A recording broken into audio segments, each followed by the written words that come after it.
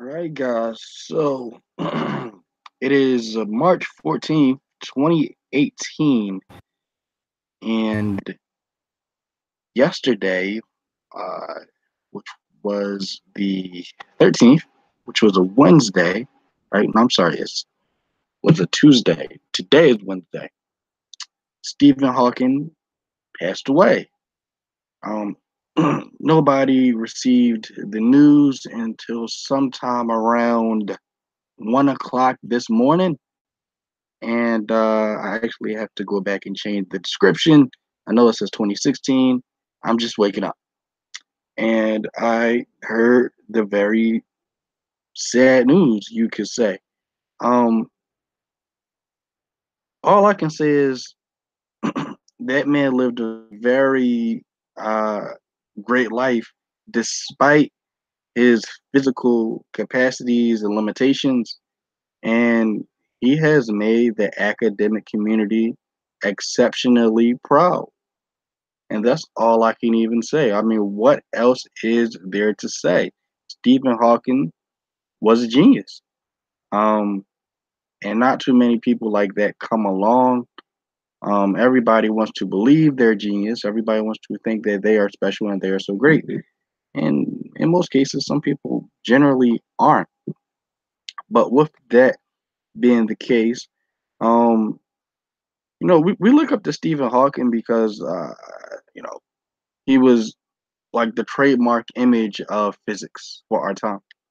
And I mean, yeah, that was great. I mean, he has some great work and some great insight on string theory and general relativity and black holes.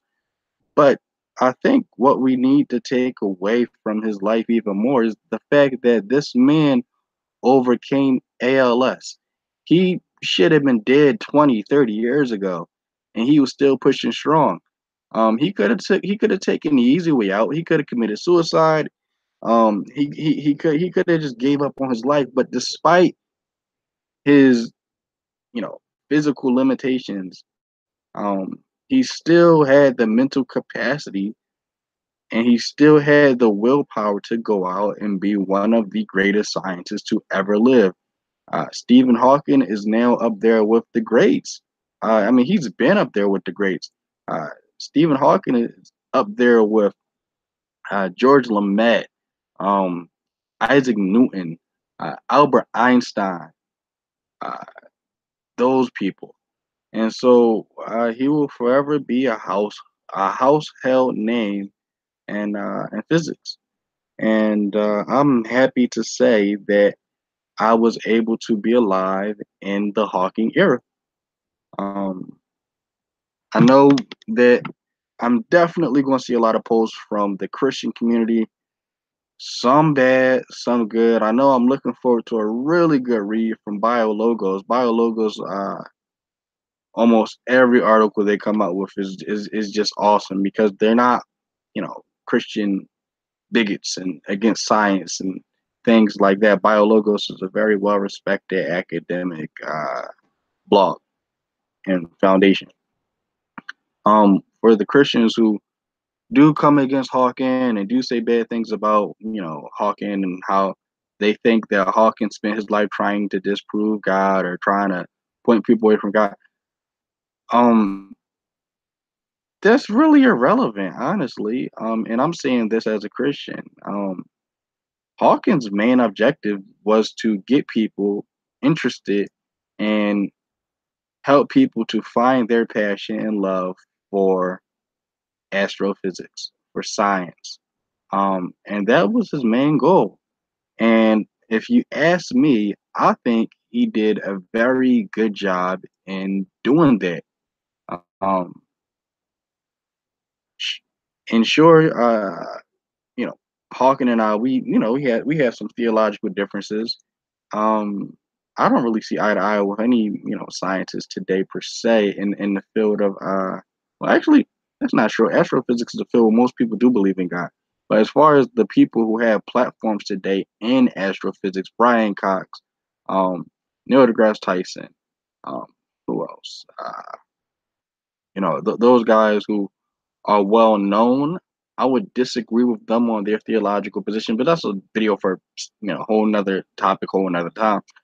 I was looking back at some of the interviews that Stephen Hawkins had did, and he did it. He did an interview with Larry King, and Larry King had asked him. He said, "Why is it important to find the grand design of our universe?" And Stephen Hawking said, "I believe everyone should have the broad picture of how the universe operates and our place in it. It is basic human desire to understand the universe, and it also puts our under worries in perspective." And I've said this many a times. I'll be talking to my friends or I'll be talking to whoever, and I'll say, how is it that people just don't want to understand how things work? People don't want to understand how the universe around them operates. People don't want to know, the process of how it rains. People don't want to know, you know, how atoms are structured. People don't want to know how the universe began. People don't want to know anything about anything in the universe they're living. People, love the benefits of the universe, but they don't like to know how, these processes happen so that they can have so they can have the things that they benefit from. Uh, it's really weird. Larry King also had asked him. He said, uh, he basically was asking him questions about God and science and stuff like that. And Hawkins said, "Science can explain the universe without the need for a creator. Gravity and quantum theory cause the universe to be created spontaneously out of nothing." I would say it's a category error. Um, you definitely can have science without believing in God. But some people argue that the reason why we even have a universe at all is because of God and blah blah blah. People have argued that forever. I think it's just a category error. I think what happens is we see people like Hawkins and like Neil deGrasse Tyson and Brian Cox, and they're so great in the fields of science, and we're asking these people philosophical questions about the universe. They don't care about that, and science doesn't necessarily care about that either. Um, what I see as like something that people I guess don't see is that science is built off of philosophical principles. There was the philosophy of science before there was science. Um, and as a matter of fact, the people who forged like the scientific method as we know it today, like the people who perfected it, um, they believed in God. Look at Francis Bacon, who was the guy who basically is credited for creating the investigative method. You look at George Lemaître, who is the father of Big Bang cosmology. George Lemaître was a Catholic priest, so I don't think there has to be a conflict between faith and reason or religion and science. Um, they are opposed, as one guy put it. They definitely are opposed, but only in the same sense that my thumb is not connected to the rest of my finger. Um, with that being the case, um, oh, so yeah, Hawkins said that he thinks that science, basically, he thinks the universe can be explained about the need for a creator. I think those are two different uh, fields. Science deals with the how, how did this happen? What's the process of how this began, and how does it end, etc. Science deals with models of how, but theology answers definitely those philosophical whys. Um, where science can't go there. Um, Science literally is a slave to philosophy. Um, Science is built. Science is built on metaphysical, philosophical principles. Um, so you necessarily can't have one without the other. Um, but there are times where they do sort of act separately. With that being the case, Hawkins said that he said, God may exist, but science can explain the universe without the need for a creator. Well, at least he left, an error bar. At least he said maybe, God possibly does exist. I think God definitely does exist. Um, can science explain the universe without the need for a creator? Like I said, I think those are two like different fields of knowledge. Um, you definitely can do science without believing in God, but philosophically, as to the reason behind why you can do science at all, why the universe is so orderly, why there's a universe at all, those were questions that the first you could say the first scientists who were theists, who were Christian believers, those were questions that they definitely had a completely different theological or philosophical answer for back then. Um, there are a lot of scientists today don't necessarily hold to. Uh, my my buddy Hugh Ross, he's an astrophysicist for Reasons to Believe. If you guys don't know anything about Hugh Ross, YouTube and look up his website www.reasons.org. Hugh Ross actually said something really profound. Bill Nye and Ken Ham had a debate years ago, and Hugh Ross gave a commentary on it, and he basically said he notices this one thing when it comes to his atheist counterparts in the scientific field. He said he sees that atheists, they definitely do have a passion and a love for science, but they love their scientific work so much that they cling on or they hold on to their work so much that they miss out on seeing the bigger picture and the bigger things in life. And this is basically just me paraphrasing. And I definitely do see that a lot from my atheist counterparts, where they definitely do love science, definitely do love finding out the process of things, but they seem to downplay every other field outside of their field. Science is good at science, and that is it. Science cannot answer metaphysical, philosophical questions about existence or ethics or you know even philosophical questions about science. Um, Science is good about finding out things in the natural world and how they operate.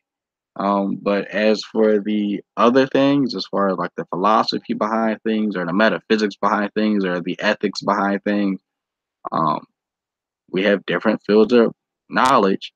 And as a matter of fact, there are even different fields of knowledge in philosophy, like epistemology, um, where we have these other reference points so we can find out how things operate and uh, get the answer to those deep philosophical questions in other branches of philosophy. So, with that being the case, definitely want to give my respect to Stephen Hawking and yeah, to one of the greatest scientists who has ever lived. Um, One thing that I always talk about my buddy General, if you guys know General Han Solo, we always bring up Carl Sagan and how Carl Sagan, or we always used to bring up Carl Sagan, how he was such a great scientist and et cetera himself. But Sagan was so fixed on just this reality being all there is. This is it. And it's a really strange thing to us being Christians because we definitely love science too, but we understand that this is not it. This is not all there is. And suppose even like something like string theory is true, which the evidence shows that it most likely is. Um, if there are underlying realities outside of our reality, that you could say predate our reality's existence, whatever reality you go into after your death or whatever, that reality is even realer than the reality you're living in. So your reality would be faker than the reality that you go into after you die or whatever. So that's the irony of it all. The scientific work definitely does point to some type of theological, philosophical backdrop of life going on. and there are people who just don't see it for whatever reasons. So I'm pretty much done my rant, and my tribute.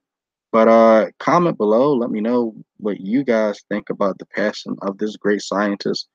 And in honor of this great man, go out and tell somebody about astrophysics today. Go out and tell somebody about Big Bang cosmology today. Go out and educate somebody today. Uh, there's still so many people who don't know anything about Big Bang cosmology or astrophysics or anything about science. So make it your due diligence to educate everybody you come across about the history of the universe, the science of astrophysics, and where the universe is going. That's what Stephen Hawkins did. All right, guys, I'm out.